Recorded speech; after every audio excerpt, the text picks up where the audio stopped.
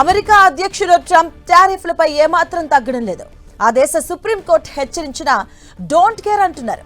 ప్రపంచ దేశాలపై విధించిన సుంకాలు చెల్లవని అమెరికా సుప్రీంకోర్టు చెప్పిన కొన్ని గంటల్లోనే మరో కీలక నిర్ణయం తీసుకున్నారు.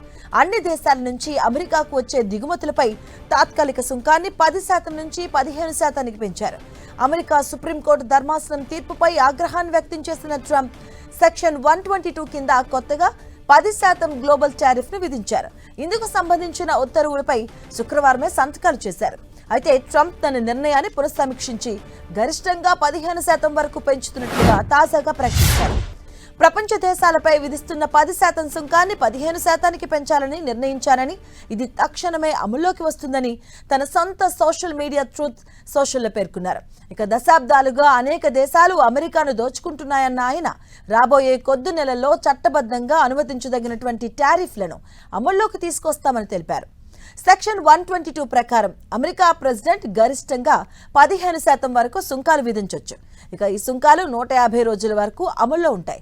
ఆ తర్వాత పొడిగించాలి అంటే అమెరికా కాంగ్రెస్ ఆమోదం తప్పనిసరి.